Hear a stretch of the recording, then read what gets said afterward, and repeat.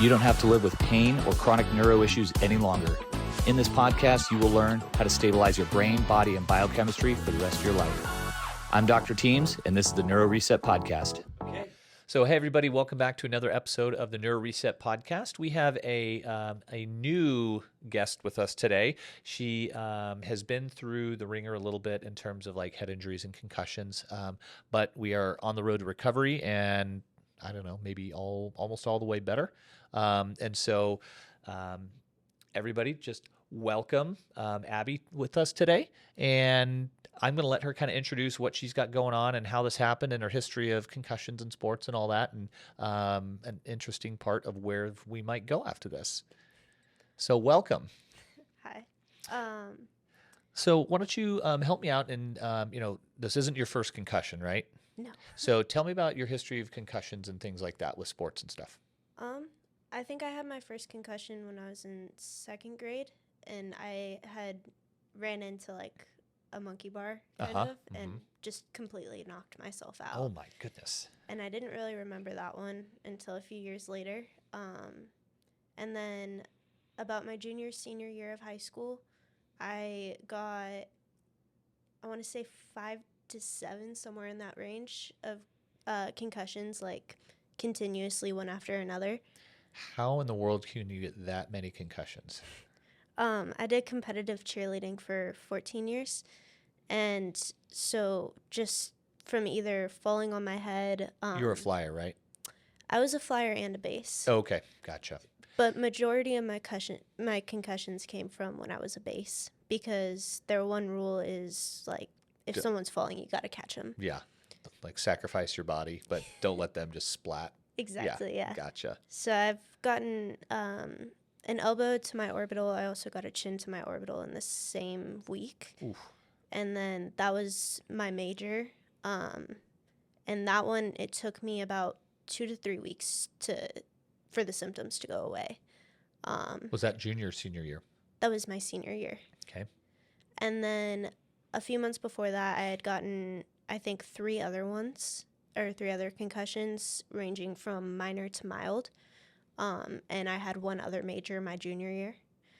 And these are all cheerleading competition. I'm saying cheer. What is it the right term? Yeah. Okay. Yeah. So for all the moms and dads out there, it's just as contact as some sports like football. Just know that. But I didn't realize the base actually was going to get injured as much as a flyer. I thought it was going to be the flyer falling, but it's really the base making sure the flyer doesn't fall. Yeah. Interesting. Okay, that makes sense. Yeah, I was a flyer for a few years, and the most I got hurt was getting the wind knocked out of me a little bit. Okay. But that was the absolute worst. Gotcha, because the base was doing its job. Mm-hmm. Did they get any concussions from you falling on them? Yeah, a few of them. We've also had a few girls break bones from catching people. Oh, dang. But yeah. And we had one girl actually dislocate her knee. Yikes. Trying to catch someone. Holy mackerel. So how high are you going when you're flying at like at competitive level? I would say like height wise. Yeah. For a flyer, they can get easily up to 10 feet or higher. Oh, wow. That's pretty high. And the ground that you practice on is general, like, is it like a normal gym or is there like padding? So for more competitive cheerleading, it's a spring mat. Okay. So that's a little bit easier to land on. But once I got into high school, I started doing more of like a high school intermediate level cheer. Mm-hmm. And that's all dead mat. So it's about maybe 1.5 inches of just foam. Is it like the tumbling mats that you like unfold? Yeah. Oh boy. Okay. So yeah, not going to absorb a whole lot. No. No. No. So, all right. So you took elbow to the orbit, chin to the orbit. So not only did you have a history of concussions, but you had a lot of history of them back to back to back. Yes. So you had them in high school. What was the one that led to you coming to see us? Actually, about a year ago, I got into a car accident, and I don't really remember how everything happened. I just remember having a concussion, but I'm pretty sure I like hit my head on the side of the door because someone T-boned my car. Gotcha. Okay. So what was the fallout of that? So you about a year ago, a little over a year ago at this point, you were in a car accident and you were still dealing with concussion symptoms. How old are you now? I'm 19. 19. And so at 18 years old, somewhere right in the middle, like probably summer-ish, right? Yeah. So you get a concussion, and then walk me through what you experienced after the concussion, like what you did for care, if you didn't do any care, work with anybody to help you out. What was that whole road like for the last year? So I immediately after I got the concussion, the only thing that they really could do to treat it was give me some ibuprofen. Okay. After They being that, the ER? they being urgent care. Urgent care? Yeah. And then after that, I noticed like it was almost like a personality change. I didn't really feel like myself anymore. I would try to cope with things, but instead I would just like bottle them in. I didn't really know how to deal with stress anymore at all. And I almost like would go into these deep depressive episodes, and there was like absolutely no way to get out of them. Man. So who did you work with, or did you work with anybody in the meantime, like over the last year, to try to help you with this stuff? No. I just kind of tried to manage it. Is that because you're tough? Yeah. Yeah. So what other symptoms were you dealing with? About 1 to 2 times a week I would have brain fog. Okay. So that entire day was like a complete waste because I couldn't focus on anything. I couldn't like process anything. It was kind of just get through the day. Yeah. So what was it? Chemistry class? Was it like OChem or something? Just normal Just chemistry. normal chemistry. That was a tough one. Yeah. What other symptoms? So we had some brain fog. We had that depressive episode. Some of those going on. Yeah. I had a really hard time with also like my attention span. Like I couldn't focus on things at all. And so a lot of the time I would have a really hard time focusing in class, and none of the information I would retain. Dang. So what kind of student were you in high school? I was a straight A student. Straight A. And was that impacted when you got into college? Yeah. How much? I think my first semester of college before I got my my most recent concussion, I had straight A's. Okay. After that, I ended up failing out of 2 to 3 classes. Holy cow. I guess I didn't realize it was that bad. Yeah. Wow. Well, I'm glad we got you some help then, huh?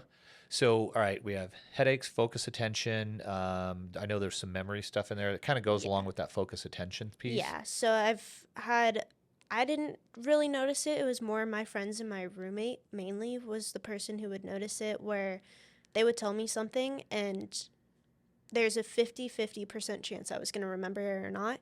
I'd actually get into a lot of arguments with like my mom or something because she would tell me to do something, and next day I'm like, don't even remember having that conversation. Interesting. So, man, that's tough. What made you reach out to us? So one of my close friends from back home, her family also has, her brother and her sister have had a few concussions as well. And they found a doctor in Reno that does neuro PT. And so they kind of brought it to my attention that that could be a way to help versus trying to go like through medication or anything like that. Sure. Okay. Now, originally, what were you going to school for?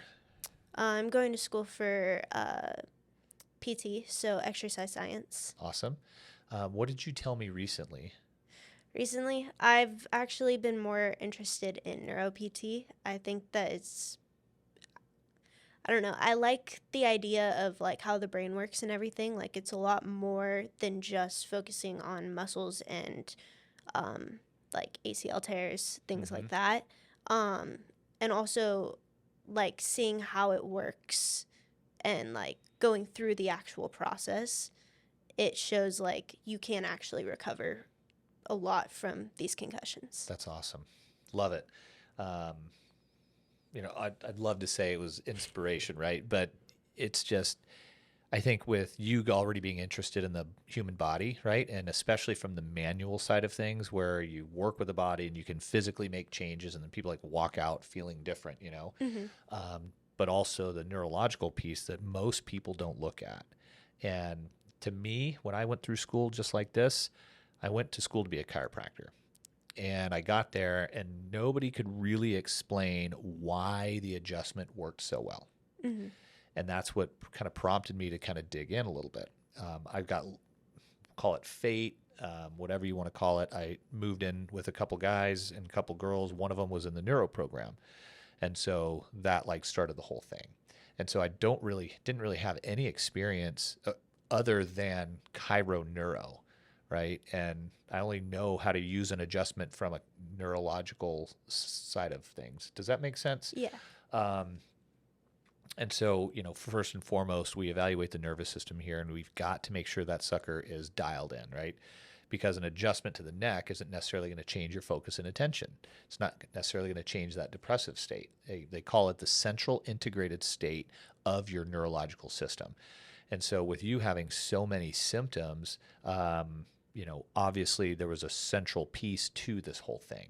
And so with your history of concussions, we knew that there was inflammatory stuff going on. So we had to get the brain rehabbed and basically calm down the fog in those pathways. And that allowed things to fire better.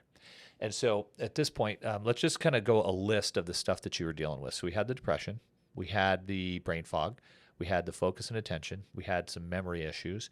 What other things were we dealing with? I also had some stomach issues. Okay. So a lot of digestive issues. I've probably had them since I was like 13. Okay. When I was around 12, 13, I got diagnosed with EOE, which is eosinophilic esophagitis. So essentially my throat is like swollen constantly. It's like an allergic reaction, but just constant. And when I went to get tested for like what allergies were causing my eosinophil levels to be super high, I didn't have any allergies. I wasn't allergic to anything. Interesting. So for some reason, my eosinophils just went really high, and my body was having a reaction and fighting against something. And then on top of that, I had a really hard time with digesting my food, and I would always have stomach pain. I'd have a really hard time eating in general. And I've also noticed that those have gone away a lot with Fantastic. yeah. And then I've even noticed like my EOE flare-ups. I used to have them constantly. I haven't had one in a while. Awesome. Yeah. Awesome. Yeah, I think we started working together in September. Yeah. Was that right? So I think we said about 6-7 weeks together, and it feels like longer. Yeah. But I think it's because we met all the way back in July, right? But we got you started in September. And so it's been 6 or 7 weeks of just consistent. I think you've been twice a week, right? Yeah. And she's been dialed as far as her schedule here. She's been doing her homework pretty well on outside of here, right? Yep. Okay. And so what was the journey like doing all these things? What did it feel like from your perspective, right? And I want you to try to feel it out from like, if I were a PT, but then also as the patient, right? Yeah. So I'm really curious to hear your perspective on all that. Yeah. So I was a little skeptical in the beginning just because I was like, it's really hard to try and reverse the damage of a concussion, and I hadn't heard of anything that could. And so, but I kind of just figured, like, you might as well try it out and see if it works. And so the first few weeks, I started noticing my headaches started going away, and my clarity started coming back a little bit. Like, I wasn't so much in a funk. Like on the depression side? Not so much the depression, that kind of came later. Okay. But the brain fog started Gotcha. going away. And then within about a month or like 4 weeks in, I started noticing my depression starting to go away. I wasn't getting as upset about things that I usually would. I wasn't so emotional with like how things upset me and everything, and I was able to process it a lot more. Awesome. Yeah. And so the depression kind of went away after like a month and a half. And that was kind of like the turning point where I was like, oh, this actually like is doing something. and it's actively working. And then so I just kept doing it all the time. In class, I would do like some of the figure eights that we did just because it was easy to do. When I'm driving, I would do the breathing, help me calm down. Anytime I had an anxiety attack or anything like that, the breathing would immediately help it. And That's awesome. I haven't had anxiety in a while either. Love it.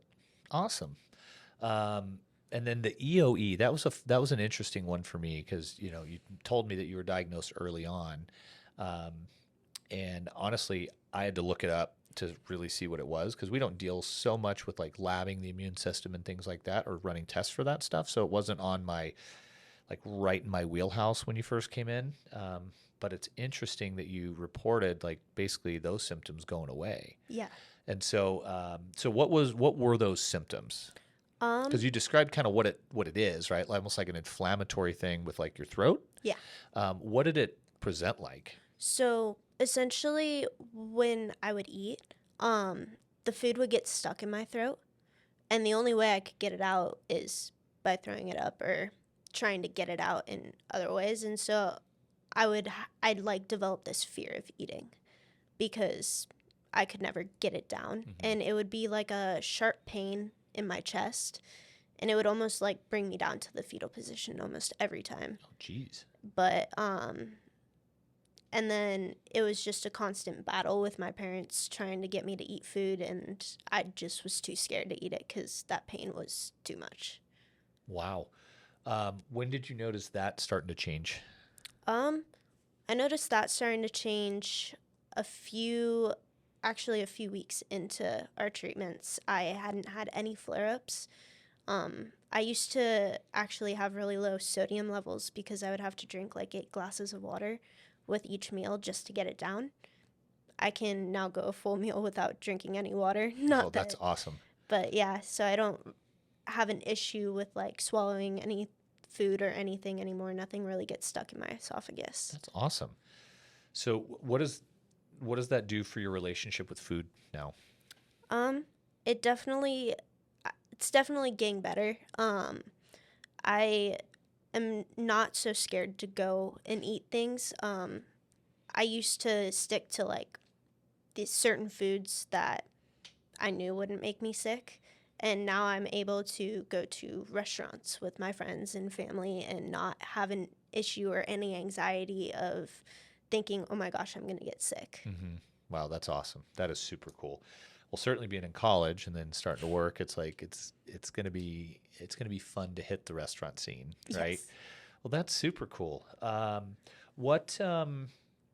Gosh, I mean, the thing that gets me is, as a high school athlete, you dealt with a lot of concussions, even like small, minor, quote unquote, head injuries, right? What would you say to anybody out there listening in regards to those athletes that are like, I feel okay now, but like all it took was, and was your car accident real bad? Was it It wasn't at all. It was a minor concussion that I got. And so a minor concussion set you off with like a year's worth of symptoms. Yes.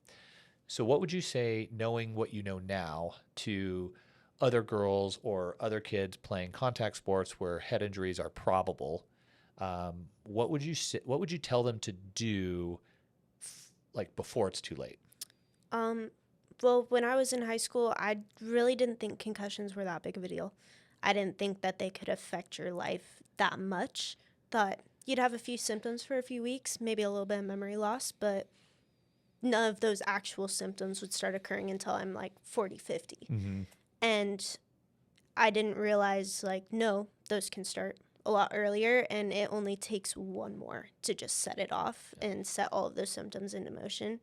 So maybe just like take it a little bit more seriously, like understand that the brain is so intricate and everything, and it's really important to stay on top of your brain health before you get to like a point where I was, and at that point you're just struggling.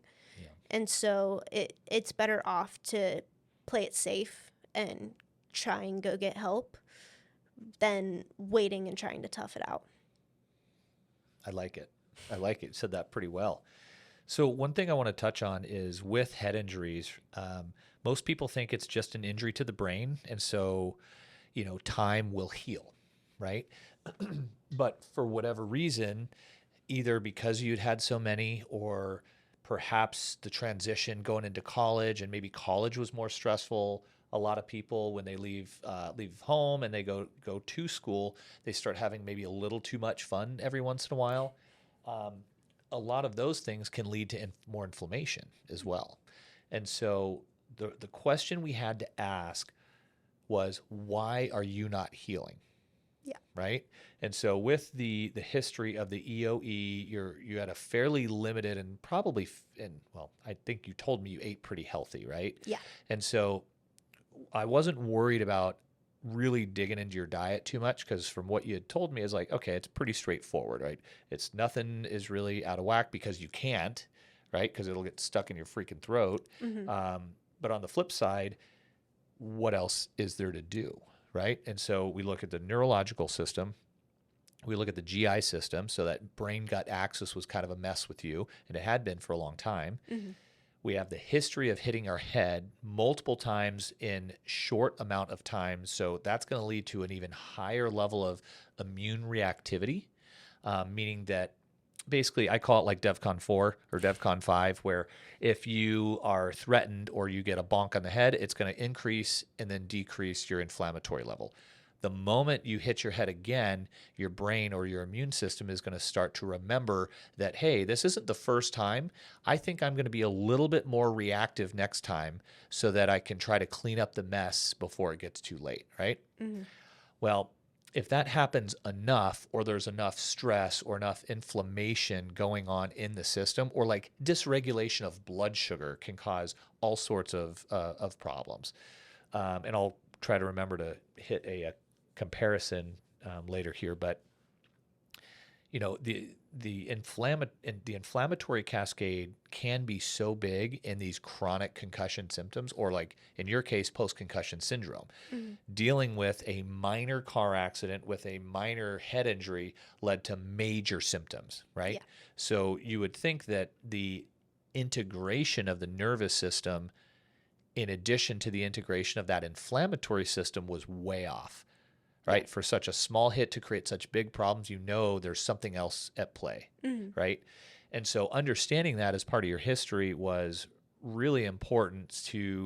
We need to decrease the inflammation in your brain, and then we've got to start rewiring your system so that it can do the things it needs, right? Yeah. Like on one hand, if you are just like a functional medicine provider, meaning you deal mostly with chemical supplementation, diet, and medication and stuff like that, there's only so much you can do for the pathways themselves. Yeah. Right. So if there's a depression component present, it's either going to be from inflammation or from the front part of the brain not coordinating properly. Yeah. Right.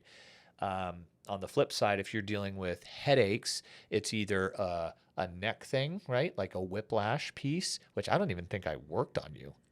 No. I don't think I touched your neck. Mm-mm. And so then we're looking at how the brain coordinates muscle activity as well as blood flow. So depending on the types of headaches you were having, a lot of people describe the post-concussive headaches as more of that whoom, like a throbbing thing. Yeah. And that's 99% of the time. Okay, I'll say 9 times out of 10, so we'll call it 90%, is going to be more of an autonomic dysregulation, right? Blood flow characteristics to the brain, to the right parts of the brain at the right time. So really what happened is her system was in such a fight or flight state, because you were so reactive to everything, that she was basically running from a bear for the last year. And that's kind of what it felt like, right? Yeah. So you can only run from a bear for so long before your anxiousness turns into depression, Mm-hmm. right? Whether it was right away, if it was right away, it was based on a decrease in level of brain function, or the inflammatory cascade causing like almost a literal chemical fog, and also presenting as brain fog, right? Mm-hmm. And so you're trying to activate that focus attention part of your brain. So that's all the front part of the brain, and it coordinates with different areas like your cerebellum and things like that. Mm-hmm. And so in order to create memory, or long-term memory, you're going to have short-term memory, which is focus and attention. So you look at this cascade of events that you were describing in your symptoms. As soon as you start describing these symptoms, I just start putting tags like on different parts of the brain, And so it's like, all right, we got depression, we've got this brain fog, we got this focus and attention, right? This front part of the brain's not doing as well as it should. And you were straight A's before to failing classes. So I know that there is something seriously going on here. Yeah. So anyway, as we work through it, we started with the really easy stuff but at the same time, that was almost too easy for you because you were still able to physically work out, right? Yeah. And so that's one thing that told me you were going to be able to do really well is because you could still work out. So there wasn't a massive level of like dysautonomia where you were still able to get blood flow to most of the vital areas. Like you were in that survival mode, but at the same time, you could still work out, right? Yeah. And that was probably more of an outlet and a habit at that point, right? Yeah. So the fact that she could work out let me know that I could push her a little bit harder. And that's why in like a few 6-7 weeks here, she's like, totally turned around, really. When you came in, what level of function did you say you were at approximately? I mean, if you're failing classes, could you go to class every day? Majority of last year, I ended up missing a bunch of my classes just because I was too tired in the morning to even wake up at 7 a.m. and go to it. Yeah. Fatigue is another one, right? Yeah. That was another one. So, for us, when we talk to any individual, we always ask them that, what is your level of function right now? Out of 100%, feeling great, you can do everything you want, to the state that you were in when you came in. What was that state? I'll look it up, but I think it was around an 80 or an 82. And so for us, oh goodness, let's see, what did you have? I think you did say 82, and I was like, 82, interesting. So for us in the office, when we start here, we see people at 50, 60, 40, 30, 25, 10. We had somebody at 5 to 10% come in like 6 weeks ago, around the time you started actually. But they'd come in from out of town. And so when we hear of that 50, 60, 70% and people are still working, we know that we can generally push kind of hard depending on how stressful their life or what's coming at them, right? School in and of itself is generally fairly stressful, but it's more on like a processing side than it is like an emotional stress. Yeah. And so you take that amount of information and you combine with, you can still do like pretty much your full go workouts. I knew that you were going to do extremely well. And so here we are. Gosh, I think we started, what was that date? Sorry, I'm looking these things up. So your first appointment with us was on September 4th. And so that puts us at almost exactly 6 weeks, 7 weeks. So what percentage would you put yourself at this time? Now I'd say pretty high, pretty close to 100. I would say probably around 98. 98? Awesome. Yeah. What's the 2% that's missing? The 2% I think is just barely, like, occasionally I'll get headaches if I overdo it. Okay. But not majorly, and it's only if I push myself a little too hard. Give me an example. We've talked about other reasons you might have headaches. But like the pushing too hard, like during exercise, like studying too long. Exercise specifically, like I'll tend to, because usually I'll do some form of cardio in the beginning of my exercise, and then I do weights, and then I also do aerobic exercises, such as like swimming or anything like that. I also do tumbling. But sometimes I have a hard time listening to my body when it says it's done. And I'll push for like 3 more reps, or I'll push to run another mile. Okay. So what we'll call that is like an exercise intolerance. Not that you can't tolerate exercise, but there's a point where your body says no, right? Yeah. And so that's important for you guys out there to understand is after a concussion, you've got to graduate back. So you don't want to push too hard. Certainly getting a headache after you go too intense. And I know that's very common with a lot of people after a head injury because there is always, every single case develops some form of dysautonomia, right? So inability to get blood flow to the right place at the right time because of the injury. So now we're recognizing that as you go maybe a little too hard or a little too long, that all we need to do is pay attention to that time or that intensity. And if you feel like you're getting into it, are the 3 reps worth it? That's the question, right?